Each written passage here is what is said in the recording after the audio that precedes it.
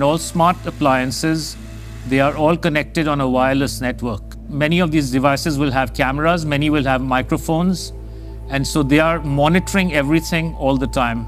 Your smart appliances are communicating with the smart meter and sending it real-time usage data.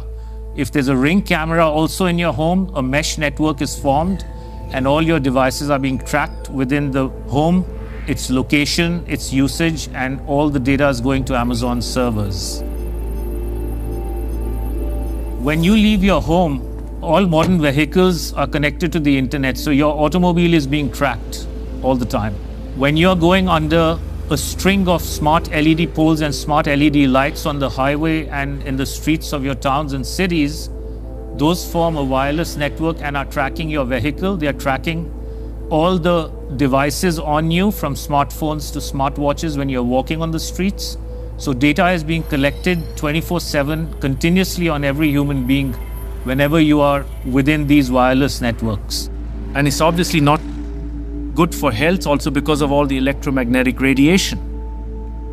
In the long term, the plan is to pretty much lock up humanity in smart cities, which is kind of a superset of a 15-minute city. They've sold all the state and local governments and countries that smart cities are about sustainability and the good of the city. But in reality, the language from the UN and WEF and their white papers is all inverted. So, their monitoring is really about limiting mobility and no car ownership. Right? Surveillance, control via LED grid is why the smart lighting is there. Water management is about water rationing, noise pollution is about speed surveillance, traffic monitoring is about limiting mobility, and then, of course, energy conservation is all about rationing heat, electricity, and gasoline. Another concept one should be familiar with is called geofencing, and think of it as an invisible fence around you where you cannot go beyond a certain point, and that will be related to your face recognition, digital identity, and access control. Your smart contracts, SoftBrick can turn off your digital currency beyond a certain point from your house. Our world has been turned into a digital panopticon.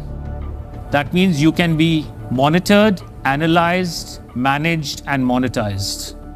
Surveillance capitalists are already making billions of dollars selling our information to big corporations, because this kind of detailed knowledge enables them to predict and influence our behavior. Worse, our children are being exploited. There are a lot of board games and other games that are already in the market and have been for over 2 years that have cameras inside and underneath these LED screens that are observing and scoring and emotionally calibrating the faces of all the children. So are all the iPads that they use in schools. They're all manipulating children's behavior by what they display on the screens. And child data is big business. There's a concept called social impact investing, which people should read up on. If your kids are in schools, they are already being traded on Wall Street in real time. They can bet on groups of kids whether they're going to be successful or not, whether they're going to become computer scientists or environmental engineers. So children have become essentially a commodity and have been for years with this system. And once it's fully in place, it is going to be used to fully control the behavior of children as well as how they behave with respect to, diversity, equity, inclusivity, etc. The Chinese have already gone one step further. Classrooms have robots that analyze students' health and engagement levels. Students wear uniforms with chips that track their locations. There are even surveillance cameras that monitor how often students check their phones or yawn during classes. These sensors pick up electrical signals sent by neurons in the brain. The neural data is then sent in real time to the teacher's computer. We've been drawn into this digital spy network in the name of convenience, connectivity, safety, and especially entertainment. The 3D world of cyberspace creates virtual lives that are often more exciting than reality. Why is this technology being developed? It's all for the culmination of this digital prison from which there will be no escape after all the switches are turned on.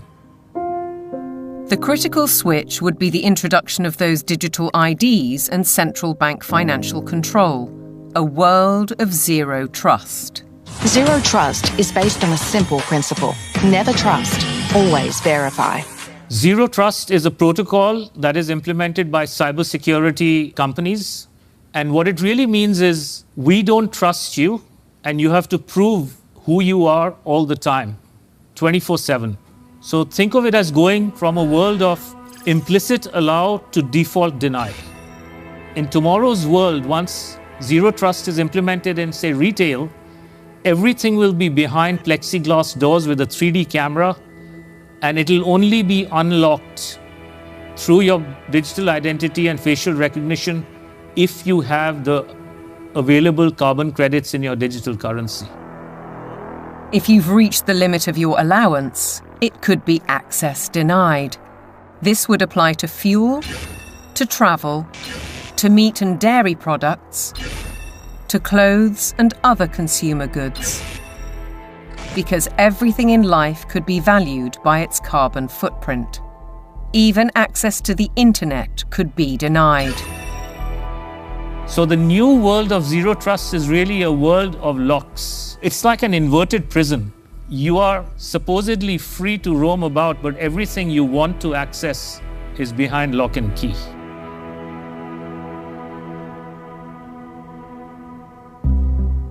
Most advances in science, including AI, bring great advantages to the world. They can enhance and improve human endeavour in almost every walk of life. But you don't have to be a scientist to see the flip side. They're constantly monitored by facial recognition cameras that are able to instantly put a face to a name. Now, the Chinese are also ranked, given a mark out of a possible 950 points. For now, the number is a sort of bank credit rating, keeping track of everyone's spending habits. It may seem scary, but it's just like that here. We're used to it, and anyway, we don't have a choice. If you think this couldn't happen in the West, ask yourself why so many cameras, smart poles and 5G networks are being installed in your neighbourhood. In London, the police are using facial recognition surveillance. Sainsbury's is already experimenting with AI. Thank you for waiting. The cabinet will now be opened. In UK railway stations, surveillance is being tested to collect travellers' data. And in Oxford, these barriers were installed by the council under its so-called 15-minute city plan. They were removed following protests. But look at what's replacing them in these quiet residential streets. As the tech companies are proud to tell us, the possibilities are endless. We've developed the camera into a sensor. The camera does not only capture video, it can now start to count, measure, and detect. With deep learning capability, the camera is able to generate accurate and trustworthy data and send notifications in order to take action, all directly from the camera. And since our cameras have open technology, well, we can work with different analytic partners from all over the world and together do just about anything we want. Note that they can do just about anything they want.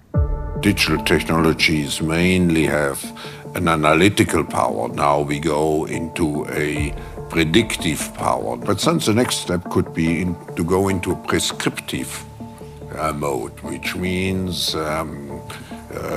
you do not even have to have elections anymore, because we know what the result will be. Ultimately, we're facing manipulation by the system, a world where instead of us using technology, technology is using us. But who's really pulling the strings? Banking and oil dynasties like Rothschild and Rockefeller inevitably get mentioned, as do the modern-day big tech masters, including the ubiquitous Bill Gates. David Hughes takes a wider view. It's those who own the means of production, who are capable of magicking money out of thin air, who control the media, and all of the other means of production which have now been weaponized against the rest of the global population. Catherine Austin Fitts, the banking insider, adds a sinister thought. If you know their name, they're not at the top. Either way, it's a story of power, money, and manipulation by a small group of people who share common interests, and a belief that the world needs top-down control for maximum efficiency. As we'll see, it could result in the destruction of the farming industry in favour of laboratory foods, and a shortage of electricity because of the race to net zero. Net zero means the impoverishment of ordinary people. It means fundamental changes to their lifestyles, and the politicians are not being honest with the people about it. Surprisingly, the blueprint for transformation is woven into the United Nations Agenda 2030, ostensibly a vision for a better world. Excellencies, ladies and gentlemen, I say again that taken together, the 2030 Agenda for Sustainable Development and the Paris Climate Agreement provide humanity with a master plan for a sustainable way of life on this planet. New York City, late September 2024, the setting for the United Nations Summit of the Future, a gathering of member nations to reinforce and accelerate Agenda 2030 and its 17 Sustainable Development Goals, or SDGs. The plan has a broad spectrum and is full of worthy ambition. But behind those deliberately bright and colourful boxes lies a darker theme, a shifting of influence and potentially power towards unelected world bodies. The strategy goes back well into the last century, and pressure is growing, because the goals are far behind targets set at the grand relaunching in 2015. 17 inspiring Sustainable Development Goals, the SDGs.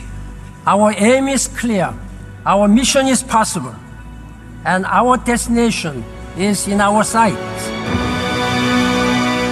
To end poverty and hunger, address inequality, protect our planet, and build a life of dignity for all. It appears to be a noble and ambitious programme for a perfect world. And who could argue with those aspirations? But critics insist the goals are not what they seem. Alex Newman is a journalist and broadcaster who's been investigating the issue for 15 years. He has his own way of interpreting the rhetoric. You have to learn to speak what I call UNEs. You have to know what the terms mean if you want to truly understand what is being discussed. When they talk about peacekeeping forces or the peacekeeping role of the United Nations, they're actually talking about the war-making capabilities of the United Nations. So you have this Orwellian doublespeak.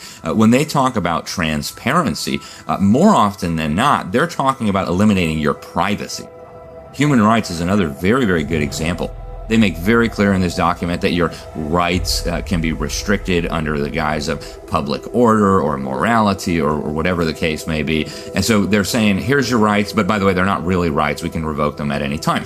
The UN is filled with contradictions like this. Like, for example, when they talk about gender equality, right? A normal person in the Western world thinks gender equality means a woman has a right to earn money, to own property, to have all the rights and privileges that a man would have.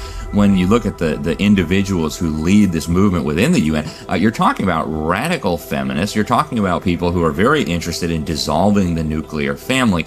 As you dig into these goals, it's very clear we're dealing with something far more nefarious. Once you look past the marketing slogans, the kind of warm and fuzzy, we're going to end hunger, which again is just window dressing, you realize that this is actually a blank check for totalitarian global control.